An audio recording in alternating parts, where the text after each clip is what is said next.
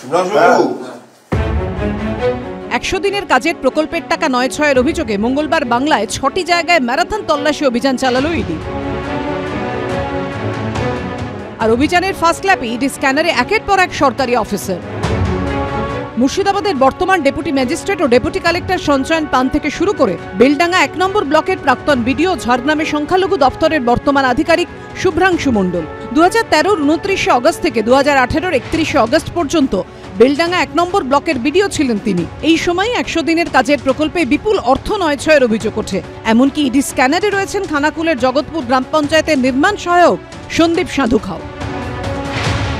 ভুয়ো job card, ভুয়ো account তৈরি করে অর্থ ৯/৬-এর মতো ভুরি ভুরি অভিযোগ উঠেছে সরকারি আধিকারিকদের কয়েকজনের বিরুদ্ধে।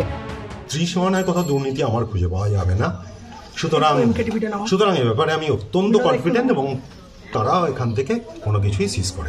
মুর্শিদাবাদে 100 দিনের কাজে দুর্নীতির অভিযোগে 2019-এর 6 সেপ্টেম্বর বেলডাঙ্গা 1 নম্বর ব্লকের তৎকালীন বিডিও বিরূপাক্ষ মিত্র বেলডাঙ্গা থানায় একটি লিখিত অভিযোগ দায়ের করেন। অভিযোগ করা হয় বেলডাঙ্গা 1 নম্বর ব্লকের সুজাপুর কুমারপুর গ্রাম পঞ্চায়েতের তৎকালীন এক্সিকিউটিভ অ্যাসিস্ট্যান্ট রথীন্দ্র দের বিরুদ্ধে। রথীন্দ্র 100 দিনের প্রকল্পের প্রায় 17,07,450 টাকা তাঁর বোনের অ্যাকাউন্টে ট্রান্সফার করেন বলে অভিযোগ করা হয়। বেলডাঙ্গা থানায় 420, 406, 409 এবং 34 ধারায় দায়ের করা হয় এফআইআর। এর প্রেক্ষিতে 2021-এর 31শে জুলাই চার্জশিট জমা দেয় পুলিশ।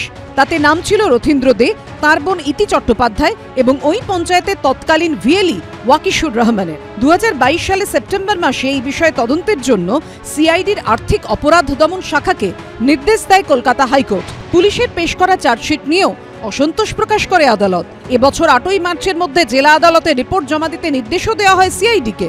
এমনকি সূত্রের খবর, মুর্শিদাবাদ জেলা প্রশাসনের তদন্তে অভিযুক্ত পঞ্চায়েত অফিসারের বিরুদ্ধে অভিযোগ প্রমাণিতও হয়, কিন্তু তাঁকে শুধু বহিষ্কার করেই দায় সারে প্রশাসন। এরপর কিছুদিন এলাকা ছাড়া থাকলেও পরে ফিরে আসেন বহিষ্কৃত পঞ্চায়েত আধিকারিক, কিন্তু টাকা উদ্ধার হয়নি।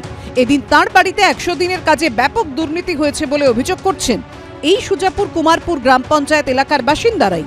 কুমারপুর ডাঙ্গাপুর সাহেবপাড়া বিদ্যালয়ের অবসরপ্রাপ্ত শিক্ষক নবকুমার রায় 2006 সালে অবসর নিয়েছেন তিনি, বর্তমানে পেনশনভোগী। স্বাভাবিকভাবেই 100 দিনের কাজের সঙ্গে তার দূর দূরান্তে কোনো সম্পর্কই থাকার কথা নয়, কিন্তু জেলার 2017-18 সালের 100 দিনের কাজের তালিকায় জলজল করছে তার নাম। নবকুমার বাবু, আপনার তো জব কার্ড নেই। না, আমার জব কার্ড নেই। অর্থ পেয়েছেন? আপনি টাকা পেয়েছেন? না, কোনো অর্থ পাইনি এবং ছেলেরাও পাইনি। এই পঞ্চায়েতেরই বাসিন্দা নিশীথ কুমার রায় 2014 সালে শেষবার 100 দিনের প্রকল্পে কাজের টাকা পেয়েছেন বলে দাবি করছেন তিনি, কিন্তু 2017-18 সালের তালিকায় রয়েছে তাঁর নামও।